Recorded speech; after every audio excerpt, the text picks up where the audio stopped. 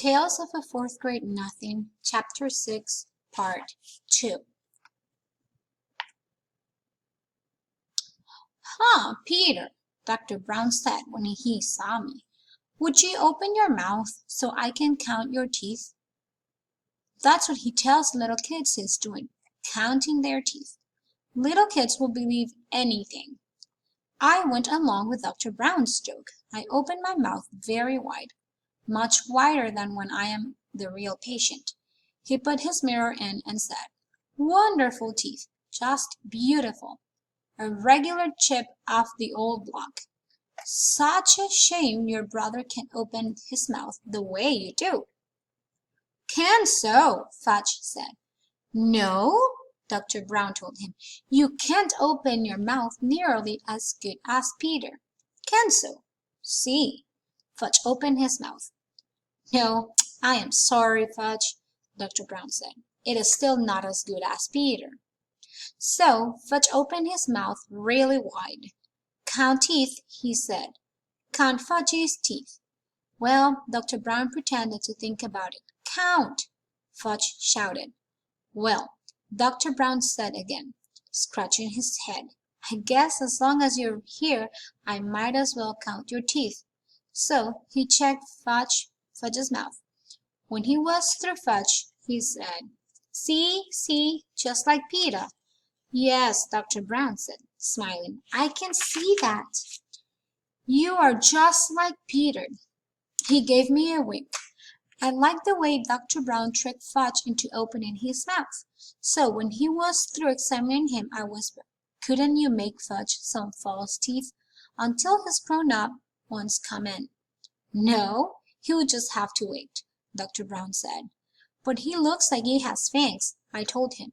"You better not say that in front of your mother," Dr. Brown said.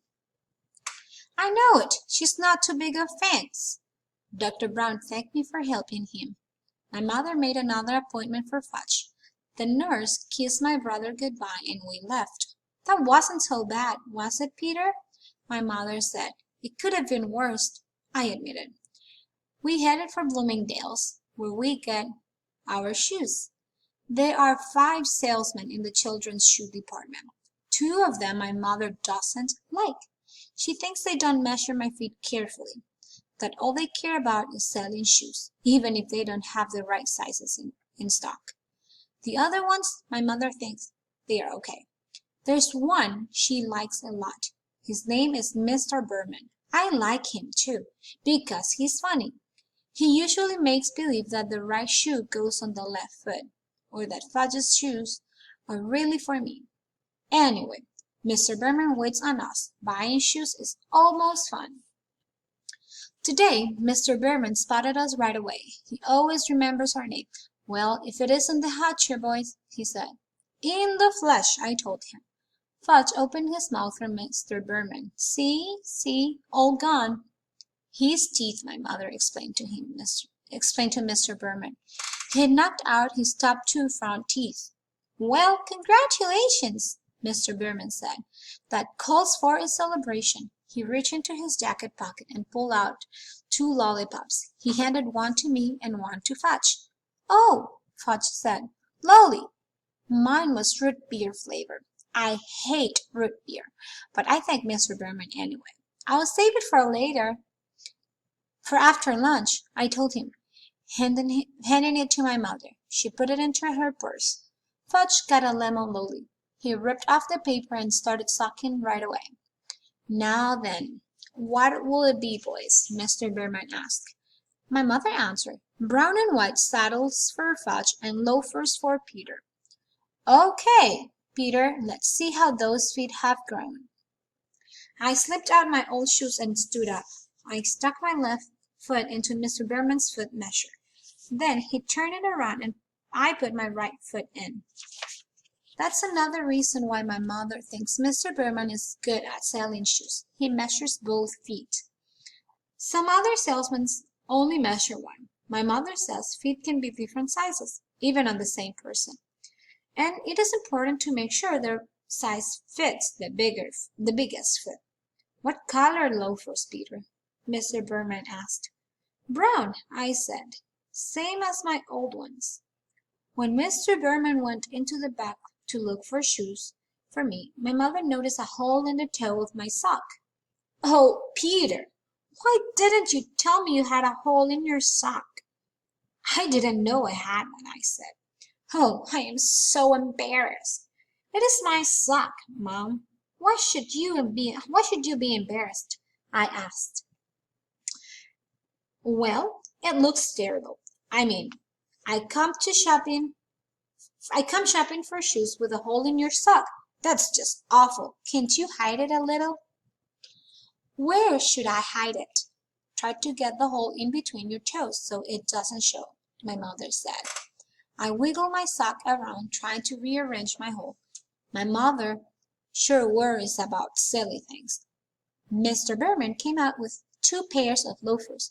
He likes to try different sizes to make sure I am getting the right one. One pair was much too big. The other pair fit fine. "Wear or wrapped?" Mr. Berman asked my mother. "Wrapped, please," she said. "We'll wear the old one home." I have never been allowed to wear new shoes home from the store. Don't ask me why. But my mother always has the new pair wrapped up, and I can't wear them until the next day. When I was finished, Mr. Berman untied Fudge's shoe and measured his feet. "Brown and white saddle shoes," my mother reminded him. Mr. Berman went into the back and returned with 2 shoe boxes. But when he opened the first box and Fudge saw the saddle shoes, he said no. "No what?" my mother asked him. "No shoes," Fudge said. He started kicking his feet. "Don't be silly, Fudgy. You need new shoes," my mother told him. "No, no, no," he hollered. Everybody in the shoe department looked over at us. "Here's the perfect size, Mr. Berman.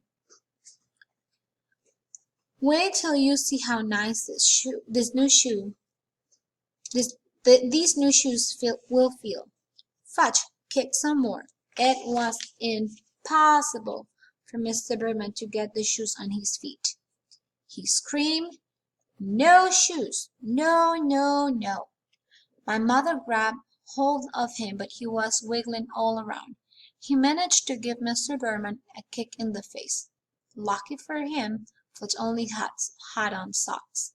"Now look, Fudge," my mother said, "you must get new shoes. Your old ones are too small." "So what kind do you want?" I don't know why my mother bothered to talk to him like he was a regular person, because when Fudge gets himself into a temper tantrum, he doesn't listen to anything. By that time he had thrown himself onto the floor, where he beat his fist against the rug.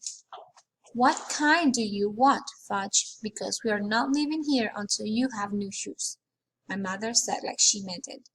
"I figure we'll be there for the rest of the day. Or maybe the week."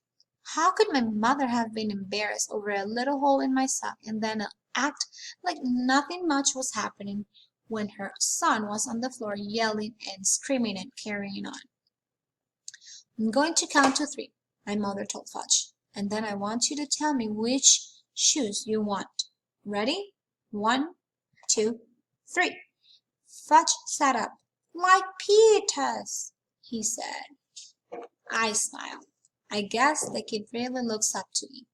He even wants to wear the same kind of shoes. But everybody knows you can buy those for such a little guy. "They don't come in your size," Mr. Berman told Fudge. Yes, yes, yes, like Peter's," Fudge said. Mr. Berman held up his hands and looked at my mother as if to say, "I give up." But my mother said, "I have an idea." She motioned for me and Mr. Berman to come closer. I had the feeling I wasn't going to like her idea, but I listened anyway. "I think we'll have to play a little joke on Fudge," she said. "What do you mean?" I asked. "Well, suppose Mr. Berman brings out a pair of saddle shoes in your size, and—" "Oh no," I said, "you're not going to get me to wear saddle shoes. Never." "Let me finish," my mother said. "Mr. Berman can bring them out and you can try them on, and then Fudge will think that's what you are getting. But when we leave, we'll take his shoes." That's mean, I said. You're taking advantage of him. Since when do you worry about that? My mother asked. Since now, I told her. Look, Peter, my mother said, checking her watch. It is 12 o'clock. I am starved. Me too, I said. Well then, if you ever want to get some lunch, let's try my idea. Okay, I said. I sat back in my chair while Mr. Berman hurried to the stockroom again. Fudge looked up at me from his position on the floor. Like Peters, he said. Yeah, sure, Fudge, I told him. Mr. Berman came back with a pair of brown and white shoes in my size. I tried them on. Did they look ugly? See Peter's nice saddle shoes, my mother said. Now Fudgy tries on his nice saddle shoes. Fudge let Mr. Berman get him into his new pair of shoes. See, he said, like Peter's. He held up a foot. That's right, Fudge, I said, just like mine. You sure can fool little kids easy. Where or wrapped? Mr. Berman asked my mother, while Fudge walked around in his new shoes. Wrapped, of course, she said. I wonder what my mother will tell Fudge tomorrow when I wore my new shoes. Oh, well, that really wasn't my worry. It was her idea. When Fudge was back in his old shoes and our package was ready, Mr. Berman gave my brother a striped balloon. He offered one to me, too. I refused. How could he think a person in 4th grade might want a shoe store balloon? That wasn't so terrible, was it, Peter? My mother said as we left the store. It wasn't? I asked. Well, it could have been worse, my mother said. I suppose, I answered. We went to Hamburger Heaven for lunch. We sat in a booth. Fudge tossed his balloon around while my mother ordered for him and then for herself. I ordered my own lunch, a hamburger with everything on it, and a chocolate milkshake. Fudge was getting a Kitty's special, meaning a hamburger without the roll, some mashed potatoes, and a side order of green peas. When our lunch was served, my mother cut Fudge's hamburger into tiny pieces, which he shoved into his mouth with his fingers. Then she handed him a spoon and told him to eat his mashed potatoes. But instead of eating them, he smeared them on the wall. See, he said, I thought you told me he wouldn't behave like that any more. I said to my mother. Fudgy, you stop it right now, my mother said. But Fudge sang, eat it or wear it, and he dumped the whole dish of peas over his head. I laughed. I couldn't help it. He looked so silly with the peas falling from his hair. And when I eat and laugh at the same time, I choke. So I choked on my pickle and my mother had to whack me on the back, which gave Fudge another chance to spread mashed potatoes on the wall. That's when the waitress asked my mother, did we want anything else? No, thank you, my mother said. We have more than enough now. She wiped off the wall with her napkin and told Fudge he was very, very naughty. Not me, Fudge said. Not me. Yes, you, my mother told him. Why can't you eat like Peter? See how nice Peter eats? Fudge didn't say anything. He just took his fork into his balloon. It popped and he screamed. All gone. One more balloon. More. Shut up, I told him. Can't you ever act human? That's enough, Peter, my mother said. She should have slogged him. That would teach that brother of mine how to behave in Hamburger Heaven. We took a cab home. Fudge fell asleep on the way. He had his fingers in his mouth and made his slurping noise. My mother whispered to me, our day wasn't that bad. Was it, Peter? I didn't answer. I just looked out the taxi window and decided that I would never spend a day with Farley Drexel Hatcher again.